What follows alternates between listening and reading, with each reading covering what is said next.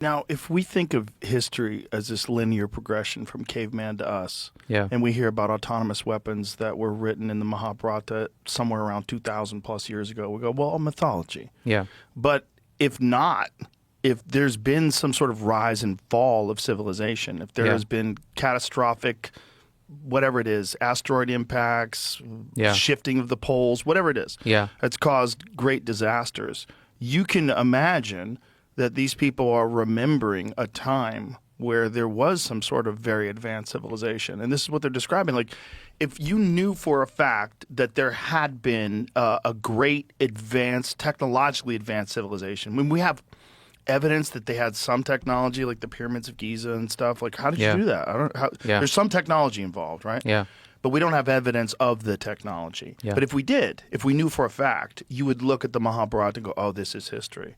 They're just explaining it in a kind of crude contemporary way for the time, arrows instead of, semi-autonomous drones yeah, with exploding heads on them. yeah, I mean, that's what we have now. All those things that they're describing.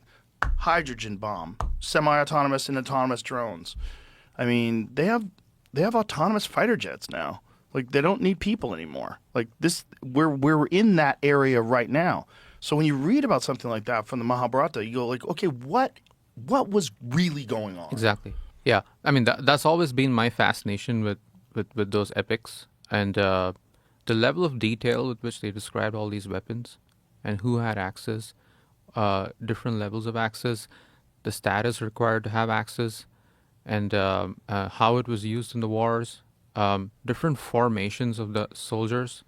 Like they had all these like crazy formation structures, like forming the army like a lotus, forming the army like a there's something called a chakravyuha, like literally like it has to have concentric circles, so you cannot like actually get into the innermost circle without going through the outer circles, and then you can get killed by each of the flanks whenever you're trying to enter in. And the secret of how to actually break into these vyuhas means formations, was only known to a few people. And it's incredible. Like you could say, okay, like somebody had to be extremely skillful to have that sort of like visualizations and imaginations of describing a story like that. And obviously, like Tolkien has done an amazing job with Lord of the Rings, in creating so much detail. At the same time, like a lot of it actually coming true in real life in some form. Again, not exactly the same weapons, but similar style, makes you wonder, was there actually something around then? And people have tried excavations in all these areas. There's like two main areas in the Mahabharata. Hastinapur was the name of the kingdom. And people have done excavations around there and have like found some artifacts that might date back to those years. But there are also some details that are described in the epics that don't quite align with reality. For example, all the men, all the main warriors in that era were described as like very tall, very big, 7, 8 feet, whatever. I don't even know exact numbers, but our history, studies by archaeologists also say that people who lived in those years in those regions were probably not more than 6 feet tall. So it's not clear exactly like what happened, what was correct, what was not correct, and we just have to keep probing more.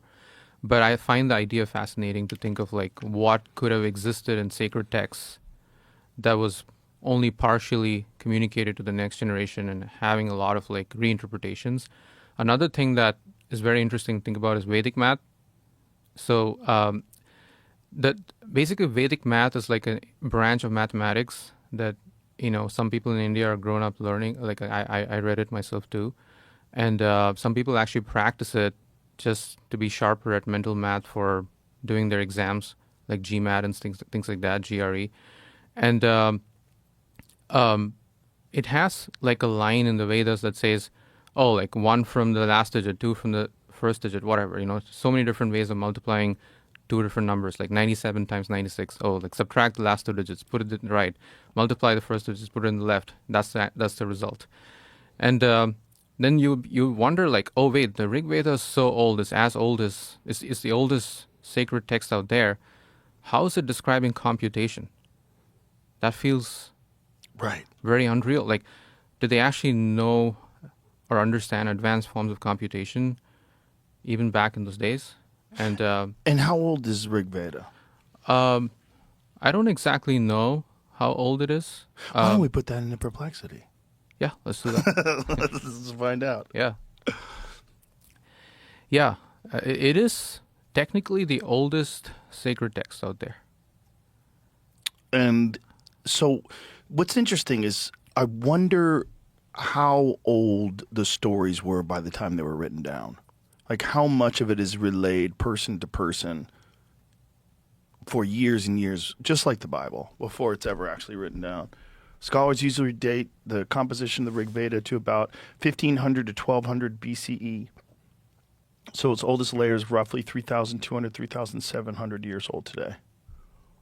Like, if there really was, like, every ancient culture has a story of a flood. Everyone, they all have an apocalyptic And story. Mahabharata had the same thing. Was it Mahabharata had the same thing where there was a big, like, almost like a tsunami-like thing. I don't exactly know what it was called, but that was the collapse of Lord Krishna's kingdom, Dwarka. After the war, a lot of people died, but some people survived, and even those who survived got wiped out by a calamity or like some kind of like a fight among themselves. And most of the people who participated in that era actually died. Here it is. The Yeah. primordial, how do you say it, Manu? Yeah. Manu flood. Classic Hindu great flood myth where the righteous king Manu is warned by a divine fish about an imminent deluge that will destroy humanity. He builds a boat, loads it with his family. It's like Noah and the Ark. It's the same thing. With seeds and animals, ties it to the horn of the god in fish form, which tows the boat to safety until the waters recede and the world is repopulated. They all have the same story. Yeah. That's what's really crazy. There is a concept in Hindu philosophy called the yugas. Mm-hmm. So, I'm reading a book about it right now. Yeah. So there's like different yugas, and yugas are like thousands of years. And the concept is that the yugas keep cycling around. And so like we are in the Kali Yuga right now. And before that was a Dwapara Yuga. That's when most of Mahabharata happened. And before that, there was a Treta Yuga where the Ramayana happened. And before that, there was another Yuga. What is next after Kali Yuga? No, there is nothing next after Kali Yuga. It goes back to the first one. I forget the name of the first Yuga. Because the interpretation that I'm reading is that we're not in Kali Yuga anymore, and that No, Kali Yuga ended in the 1900s and Dwapara Yuga started then. No, we are in Kali Yuga right now. 100%. 100%. So why do people have different interpretations? Like, is there? Is that true? Yeah, there's like a guru interpretation. There's like one specific guru I see. that has this interpretation that Kali Yuga ended in the 1900s, Okay. and that we're moving on. Interesting. Yeah, but I don't know who's right because it's an enormous cycle, right? The cycles Yeah. of humanity. Yeah, thousands of years. Yeah. Thousands of years. And So yeah, so these are the four yugas.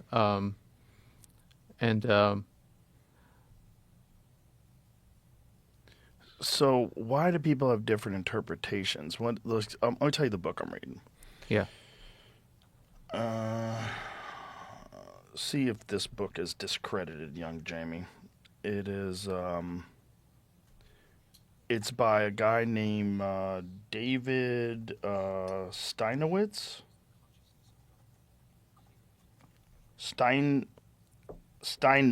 David Steinmetz. The book is called The Yugas. Interesting. Yeah, I mean, the problem is when someone's got their own interpretation or some guru's interpretation, it doesn't totally align. It's hard to know who's right and who's wrong. Yeah. Keys to understanding our hidden past, emerging energy age, and enlightened future. Yeah. So that go back up to that again. So this is in the description. See what it says that? Where it says, in 1894, an Indian sage gave us an explanation not only for our hidden past, but for the trends of today and for future enlightenment. So there's like one guy's interpretation that this guy is going off of. I guess the difference might be that he thinks the yuga cycle is 24,000 years, whereas I think it's probably much longer than that. Yeah. Um, 4 yugas together I is see. 4,320,000 years. You know what's really nutty? Yeah. One of the really nutty things is both in the ancient Sumerian texts and in some of the ancient Egyptian texts. There's depictions before the flood of people who reigned for thousands of years as kings. Yeah. And it's common. It's not, and it's also, they're referenced multiple times in different scripts that are from different parts of what was Sumer at the time. Yeah. It's really weird It's because really weird. they take it as established history once it gets to a certain age. Once they get into like whatever the age is where they can verify that this person was the king for a certain period of time. But it's all in the same text as people that reigned for 6,000 years. Yeah. It's And then weird. one event just wipes out the whole thing. Yeah. And I mean, this is also somewhat like tangentially related to the Fermi paradox. You know, like if you assume all these things are happening on Earth itself, that Right. entire civilizations are getting wiped out. And like we always wonder, I mean, you've explored this topic the most, and where are the aliens? Right. And there are different arguments that like, okay, like the reason we haven't quite found that is because the great filter exists. And there is like one entertaining theory that I like, just for the sake of entertainment, is almost all civilizations end up advancing technologically a lot, and either a calamity wipes them out, or like they build some misaligned AGI, and then AGI wipes them out.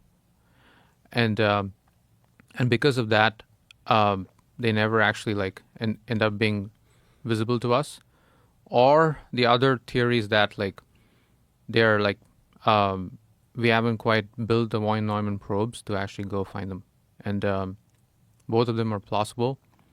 And it you know there's no clear way to like know unless we actually like send out enough probes.